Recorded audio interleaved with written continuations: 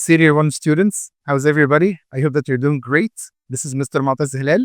Today I'm going to explain Blow Blow by William Shakespeare.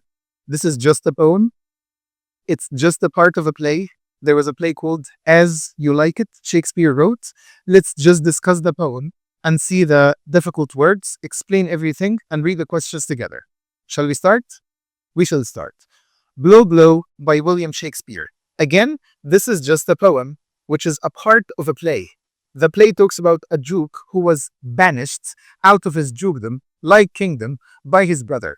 His brother was unlawful. And then this hurt him because his brother hurt him and his followers hurt him as well. There were some people around him who he used to treat well and he was kind to them, but these people were not kind to him back. So his brother betrayed him and banished him out of his dukedom, and that's why his brother took his place.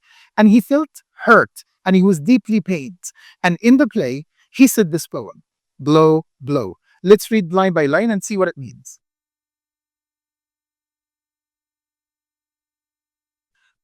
So basically in the first line, this is the first stanza. Actually, the poem is only made of 2 stanzas. In the first stanza, the poet is talking to the winter wind, asking the winter wind to blow. What does he say? Blow, blow, thou winter wind. Thou art not so unkind as man's ingratitude. Thy tooth is not so keen, because thou art not seen, although thy breath be rude. What do these words mean? Let's see the first line. Blow, blow. First, he's talking to the wind. The poet here is talking to the wind, asking the wind to blow. He's saying that to who? To the wind. Can we talk to the wind? Of course we can talk to the wind. So he's saying to the wind, blow, blow, thou winter wind. Thou means you. Blow, blow, thou winter wind. So basically he's talking to the wind. This is weird because nobody asks the wind to blow because the wind in England is so harsh. Weather is too cold there.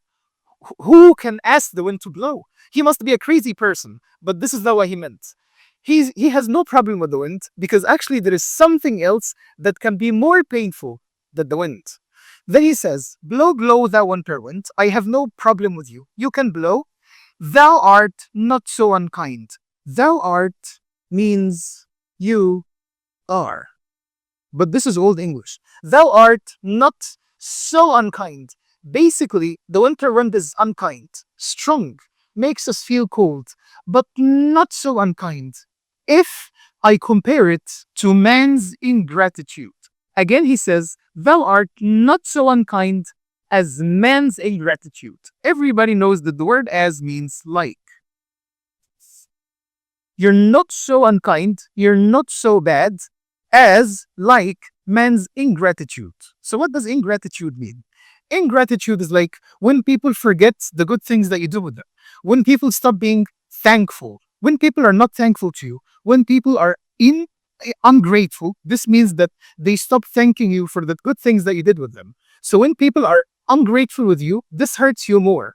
People can make you feel pain more than the wind because the wind just affects us from the outside. But people can hurt us deep inside. This is what he means. So he says, thou art not so unkind as man's ingratitude. So people can hurt us more than you, wind. So blow. I have no problem with you. Thy tooth is not so keen. Thy means your. Tooth, your teeth. Basically, he's talking to the wind. Does the wind have teeth? No. Who has teeth? We humans. So that's a personification. Here, the quote personifies the wind as a person who has teeth. And basically, here, he said, thou art not so unkind. Basically, the wind cannot be kind or unkind. That's another personification. Let's come back to this line again. Thy tooth is not so keen. What does keen mean? Keen means sharp.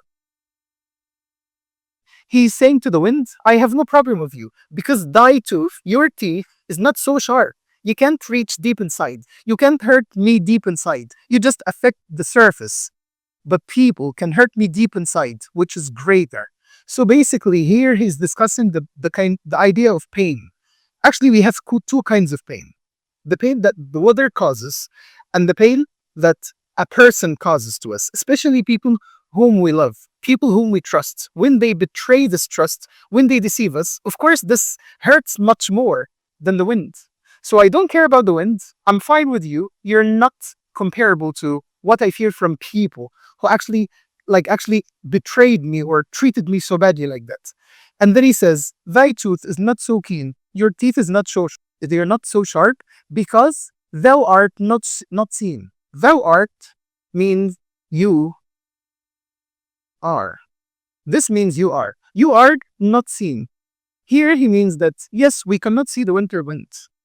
We can't see it. So actually it doesn't, we know that the winter wind is harsh. Everybody knows that when winter comes, the wind is going to be harsh. So it's honest. It's not lying to us. We know that when winter comes, it's going to be harsh. But friends, people who we trust, no, we see them, still they hurt us. But the wind, we expect what the wind can do.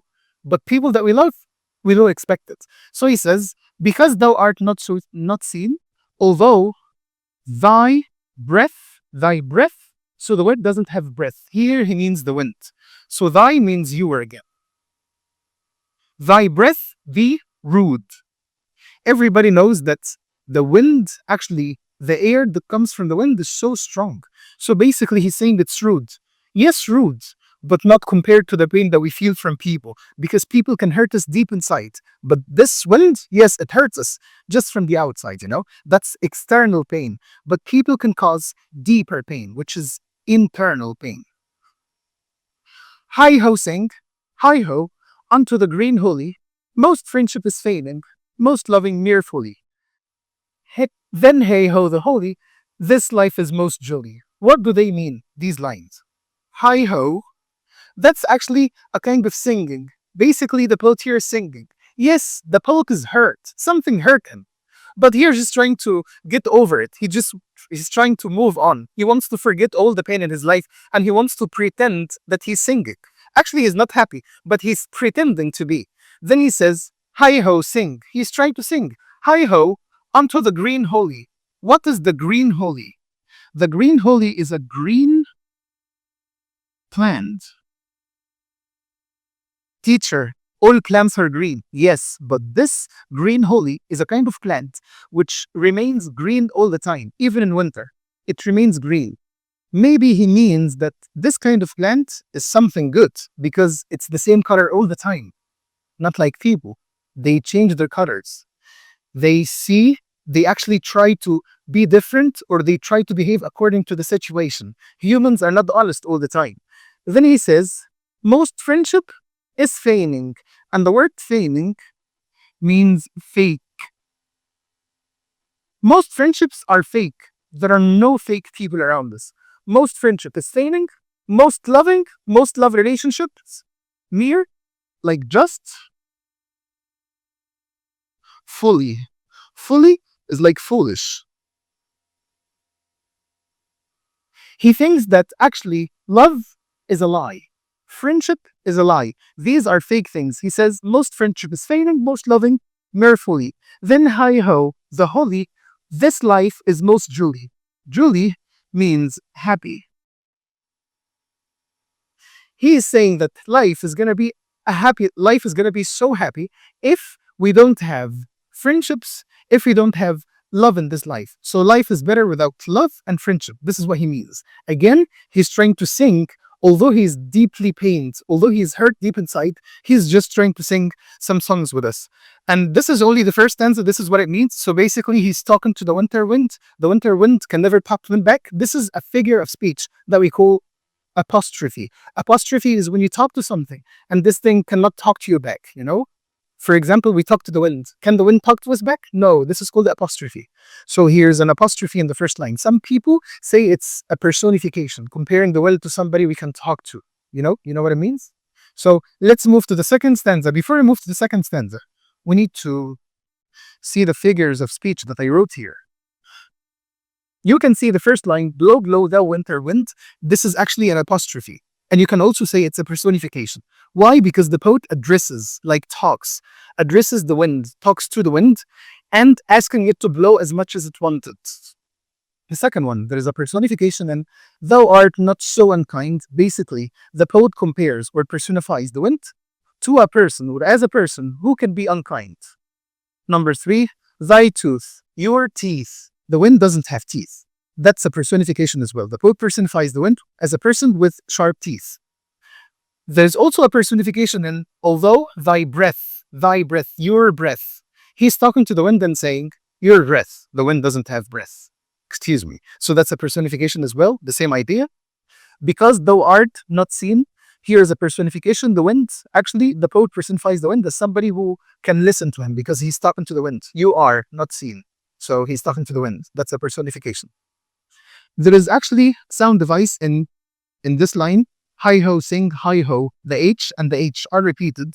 Holy, H, H, H. The H sound is repeated, which is called alliteration. So the repetition of the sound ha makes a musical sound, or we can say adds music to the poem. That is not a figure of speech, that's a sound device. So this is figures of speech plus sound devices.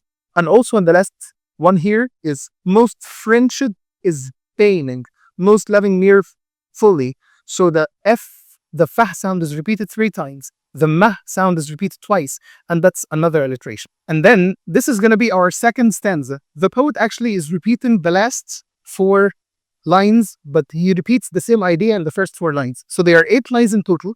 What does he say in the second stanza? Let's see quickly. Freeze, freeze, thou bitter sky. Basically, he's talking to the sky this time, and he's asking the sky to freeze. So of course, you know that the sky can send snow, and this snow actually is so hard to bear. We cannot live all the time in snow. So he has no problem with the snow. You know why? He has no problem with the snow because the snow cannot be as painful as what we feel from people whom we love, you know? So basically he says, freeze, freeze, thou bitter sky. Everybody knows that thou is you. Freeze, thou bitter sky. And bitter, actually, this is a negative adjective. Bitter, like when something is bitter, something hard, strong. Like when you drink bitter coffee, it's not like sweet, you know? Bitter sky that doesn't bite so nigh. Nigh means deep. He's talking to the sky and telling the sky, you are not biting. You don't bite so deep like the other one. Thy tooth is not so keen. Anyways, so basically he says that doesn't bite so nigh. Sky, you don't bite so hard, so deep, as compared to benefits forgot. What are benefits? Benefits are the good things that you do with people, especially when you show people kindness. You expect kindness in return. But this person in the poem, he didn't see any kindness in return. People didn't show him any kindness, didn't show him any gratitude. People were not grateful to him, and this is what hurts him most. So then he says, as, that's a simile, because we have as here, that's a simile, because as means like. Benefits forgot, when people forget the good things that he do with them. Though thou the waters warp. Though, like although, you know, thou is like you. The waters warp. What's with a warp? Warp means freeze. So basically, he's telling the sky, you can freeze water. And when you freeze water, it falls as snow. And this snow can be very painful to bear, can be very painful to live with. So he has no problem with the sky. He has no problem with the snow. He has no problem with the freezing weather, as long as it's not going to be as painful as the pain that we feel from people around us. And this is what he means. Thy sting, you know the sting, like when a bee stings you. So thy sting, your, thy means your. And sting is like a bite, is not so sharp. You don't, actually your bite is not so sharp. As a friend remembered not. It doesn't hurt as much as when friends hurt us, when they forget our kindness and they don't show us kindness in return. This is what hurts the most. Then he wants to forget all about this, and then he repeats the last 4 lines again. I'm going to say them quickly.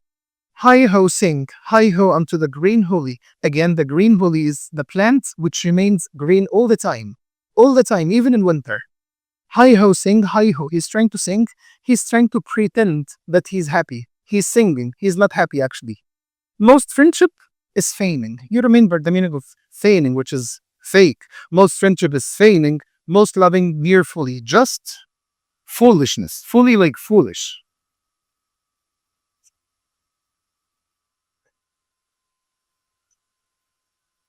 and mirrors like just. Then hey ho the holy, this life is most jolly. He thinks that life is gonna be much better without friends or love. And this is what he feels. So basically, all in all, let's wrap up what we have just said. The poet here is deeply pained. He's deeply hurt. What hurt him? People around him. People hurt him, caused a great pain. Why? Because actually, this is what he feels the most. The wind is painful, but not as painful as what people have done with him. This is what he means here. And now it's time to read the figures of speech. There is also an apostrophe when he spoke to the sky. Freeze, freeze, thou better sky. The poet addresses the winter sky, asking it to freeze and actually it's listen as if it's listening to him. Some people say it's a personification. We cannot speak to the sky. There is also a personification that doesn't bite. The winter sky is given the ability to bite like humans. Simile in thy sting is not so sharp as a friend remember not. You know, when I compare something to another thing using as or like, that's a simile. So the book compares the bite of the wind to the ungrateful friends. So here we have some questions. Let's read the questions together. Explain the two comparisons in the poem and justify them. In this question, I would have to say that the poet compares the pain that we feel from people to the pain that the wind causes and the pain that the winter causes and the sky causes. So basically, this is a summary of everything we said. It's an easy question. I don't need to read it with you. Number two, the winter wind is not so unkind. Discuss with reference to the poem. So basically, most of the questions will have the same answer. How can the winter wind be not so unkind? Yes, the winter wind is unkind, but not so unkind compared to what we feel from people, because people can hurt us deep inside, but the wind can only affect us from the outside. And this is what the question needs.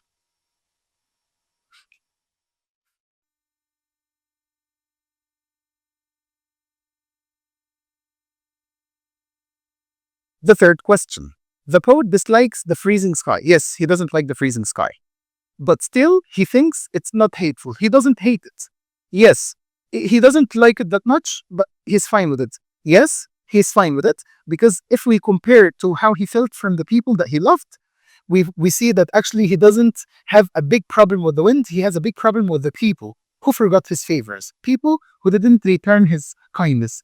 So the answer of this question is so clear, you can just read it easily.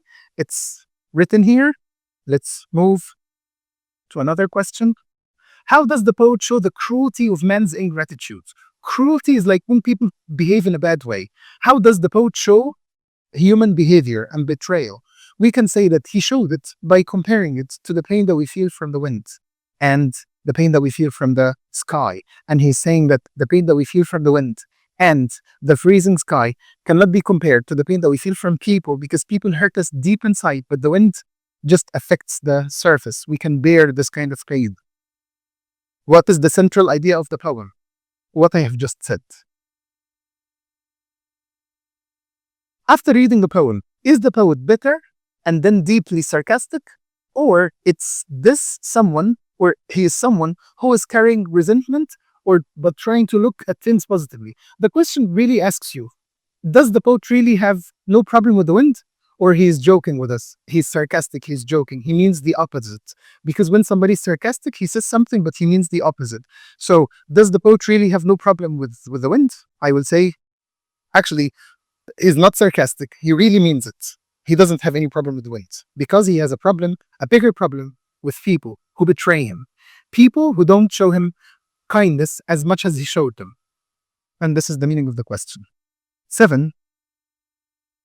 How does Shakespeare use this poem to draw the conflict? Conflict is like struggle or the fight, and convey the message in the play As You Like It. Basically, I wrote the poem was written as a song, sung in the play As You Like It, as a response to the hero's pain. We have the hero who was in pain from the betrayal of his brother, who banished him. Banished him, like sent him out of the place where he lived, sent him out of the whole dukedom or kingdom, who was banished by his brother away from his kingdom or dukedom, we can say. He wanted to say that what hurts more than the cold is when people forget to pay you back for your kindness and treat you cruelly or actually rudely and with ingratitude.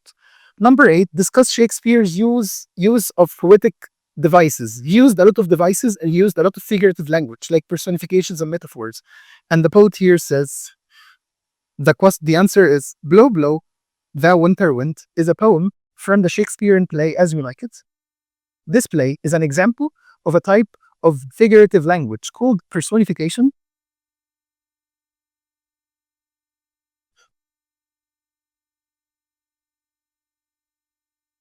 and apostrophe as well. So apostrophe, again, when you talk to something and the thing cannot talk to you back or can't answer you.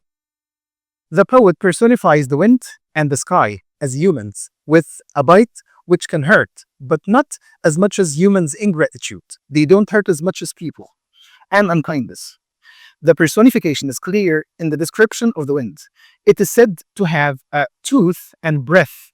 It's also said to be less unkind than the untrue friend. Moreover, he compares a physical pain to an emotional one via a smile.